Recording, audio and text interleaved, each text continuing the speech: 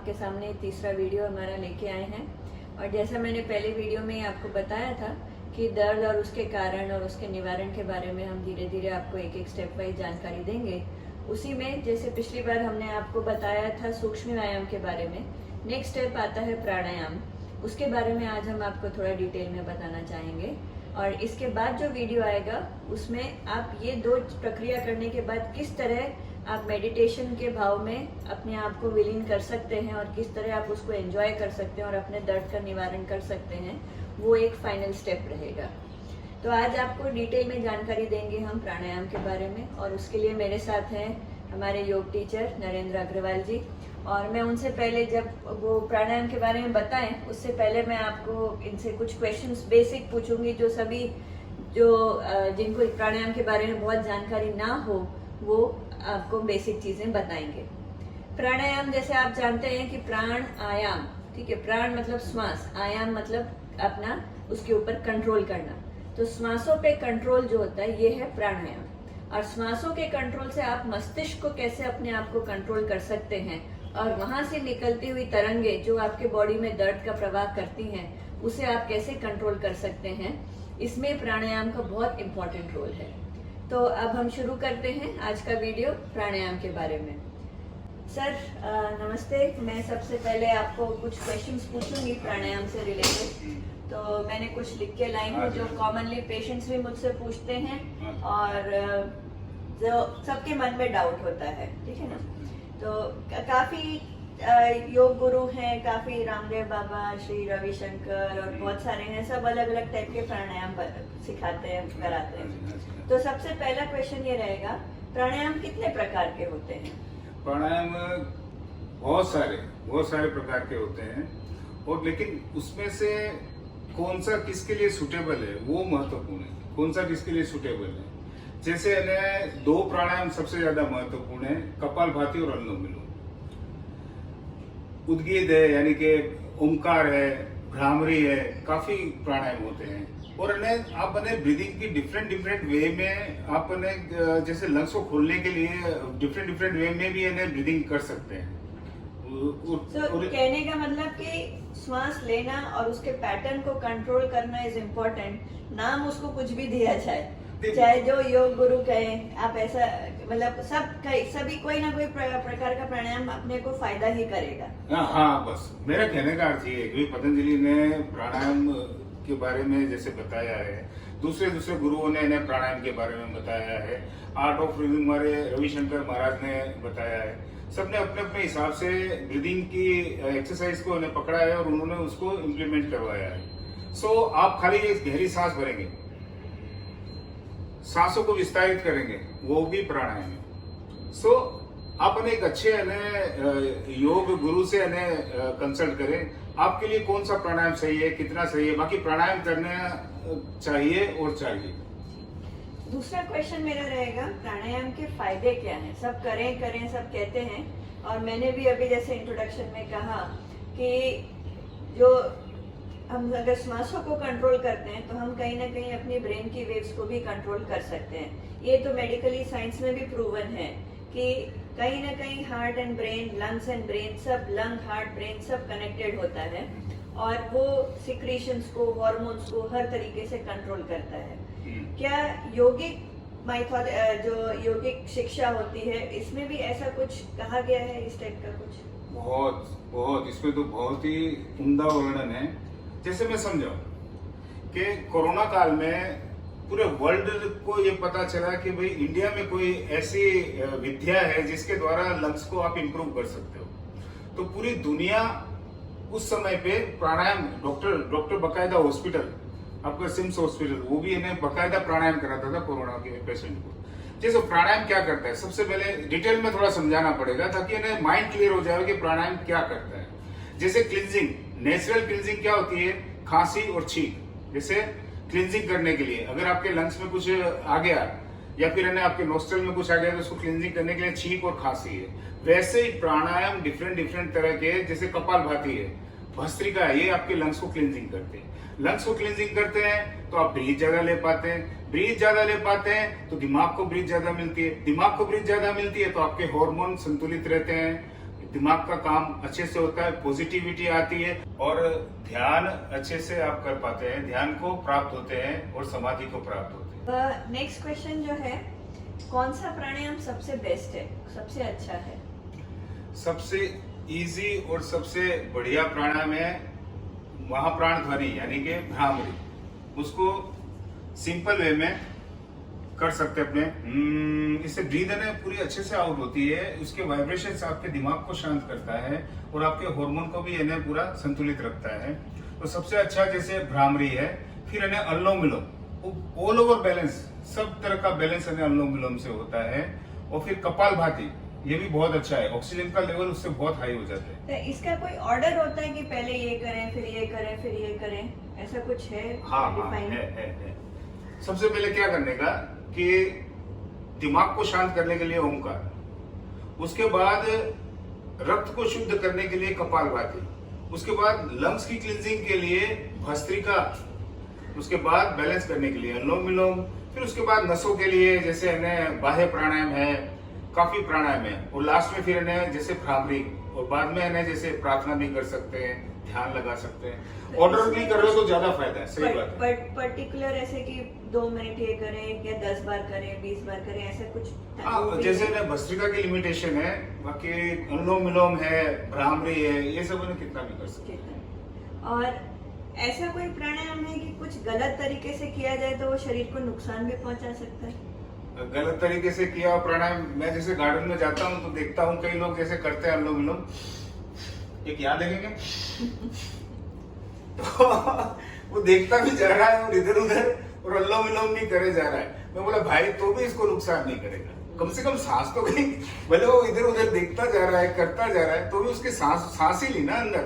नुकसान किसको कर सकता है कि बहुत ज्यादा हीट जैसे जनरेट नहीं करनी हो, भस्त्रिका वगैरह प्राणायाम फिर उसमें कंट्रोल रखना पड़ता है। आपके यानी जैसे आप वीक हो, हार्ट के पेशेंट हो, तो आपको यानी इस तरह के प्राणायाम जो ज्यादा दबाव डालते हैं वो नहीं करना है। इस तरह के प्राणायाम जो है आपके जैसे उसको क्या कहते हैं कि ग्रंथियों को थोड़ा उत्तेजित करते हैं, उसको नहीं करना है। और ऐसा कोई टाइम है दिन का कि सुबह ही करें तो ज्यादा फायदा होगा कि शाम को करें तो फायदा होगा?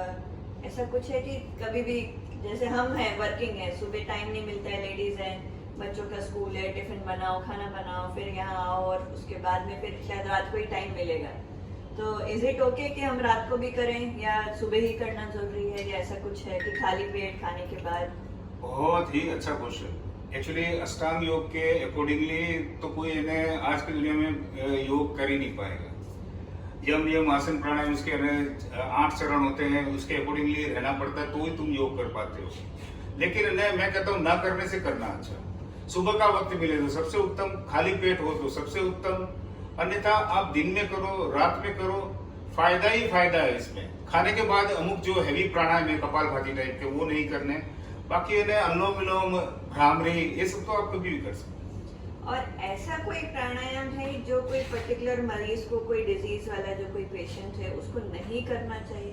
हाँ, जैसे मैं बताया ही कि भाई जैसे इन्हें कोई बहुत वीक है, हार्ट का पेशेंट है या ब्लड प्रेशर बहुत ही ज्यादा हाई है, तो उसको मॉडिफाई करके प्राणायाम करवाना पड़ता है, उसको एक्सेस प्रेशर नहीं। और अमुक लोग तो जैसे एक तो ब्लड प्रेशर के मरीज होते हैं और ऊपर से उनको मेथड नहीं आता, वो ऐसा चेहरा बना लेंगे, उत्तेजना लाएंगे और फिर प्राणायाम करेंगे तो उनको नुकसान कर सकता है। तो देखिए दोस्तों, आपने जाना एक बेसिक्स ऑफ प्राणायाम क्या होता है। अब हम आपको एक एक प्राणायाम का डेमोन्स्ट्रेशन देंगे। सर आपको दिखाएंगे कि कैसे एक प्राणायाम किया जाता है। तो उसमें सिंपल 2-3 स्टेप्स में कैसे आपको क्या ध्यान रखना है, कैसे बैठना है, क्या है, वो सब आपको डिटेल सर बताएंगे। और इसको आप अगर फॉलो करेंगे तो जो नेक्स्ट स्टेप हम आपको मेडिटेशन का बताने वाले हैं उसमें आप इजीली फ्लो में आप पहुंच भी पाएंगे और उससे आपको बहुत फायदा होगा। तो अब जानते हैं एक एक प्राणायाम करने की विधि। अगला प्राणायाम नाड़ी शोधन प्राणायाम। नाड़ी शोधन प्राणायाम में क्या करते हैं, अनुलोम विलोम की तरह ही है, लेकिन उसमें सांस भर के रोकते हैं। जैसे पूरा भरा 5 सेकंड रुका और पूरा छोड़ा, फिर भरा 5 सेकंड रुका और फिर छोड़ा। ये बहुत ही अद्भुत प्राणायाम है। इसमें दिमाग एकदम शांत हो जाता है। जब आप सांस को रोकते हैं दिमाग एकदम शांत हो जाता है। अगला प्राणायाम, अगले प्राणायाम में जैसे बंद इंक्लूड हो जाते हैं, तीनों बंद एक साथ लगाने का बाह्य प्राणायाम। सांस को भरते हैं, छोड़ते हैं और तीनों बंद एक साथ लगाते हैं। कैसे देखें, सांस को पूरा भरा, छोड़ा, मुंह बंद करें, उड़ान बंद, अंदर बंद और रोकें और फिर इसे छोड़ दें। इस एक अगला प्राणायाम बताना चाहता हूं, वो बहुत ही महत्वपूर्ण है, खास करके बढ़ती हुई उम्र वालों के लिए जो अपने पेशाब को नियंत्रित नहीं कर पाते और उनका जैसे कंट्रोल छूट जाता है, तो उसके लिए मूल बंद की क्रिया, गुदाद्वार को खींच के रोकना, छोड़ना, जो बहुत ही अद्भुत प्राणायाम है। जैसे आपको दिखेगा नहीं, लेकिन ये सांस को भरा, मूल बंद किया, फिर छोड़ा। ये जबरदस्त प्राणायाम है।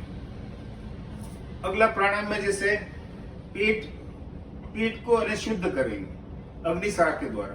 अग्निसार प्राणायाम कैसे होगा, सांस को पूरा भरेंगे, छोड़ेंगे और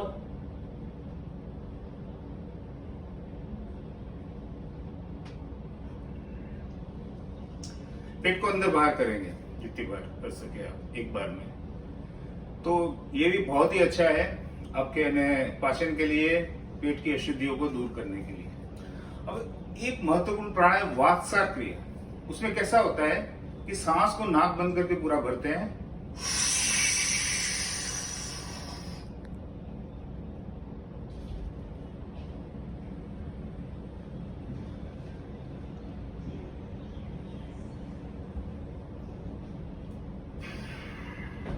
वायु के द्वारा पेट का शोधन, पेट की स्वच्छता, ये वातसार क्रिया के द्वारा होता है। अब आया शीतली शीतकारी जैसे मन को शांत करने वाले, शरीर में ठंडक पहुंचाने वाले प्राणायाम। जैसे शीतकारी प्राणायाम, दांत के बीच में सांस लेंगे, रोकेंगे और धीरे धीरे छोड़ देंगे। एक काकी मुद्रा में काफी कराता हूं। काकी मुद्रा मुझे बहुत ज्यादा पसंद है। कौवे की चोंच बना के इस तरह से धीरे धीरे सांस को पिएंगे,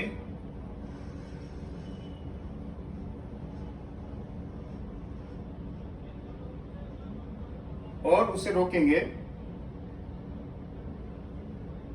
और धीरे से दूसरा प्राणायाम। अब अपने दिमाग को क्लीन कर लिया, अब अपने रक्त को क्लीन करेंगे, तो उसके लिए कपालभाति बेस्ट है। आपका कार्बन लेवल डाउन करता है, ऑक्सीजन लेवल अप करता है, तो कपालभाति करने के लिए वैसे ही शांत और स्थिर होकर बैठेंगे और स्थिरता पूर्वक सांस को लगातार बाहर फेंकेंगे। हल्का सा पेट अंदर जाएगा,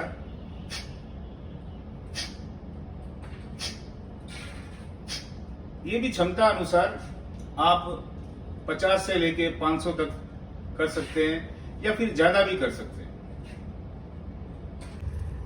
तीसरा प्राणायाम जो लंग्स को क्लींजिंग कर देता है, आपकी ऊर्जा बढ़ा देता है और एकदम गर्मी पैदा कर देता है, भस्त्रिका प्राणायाम।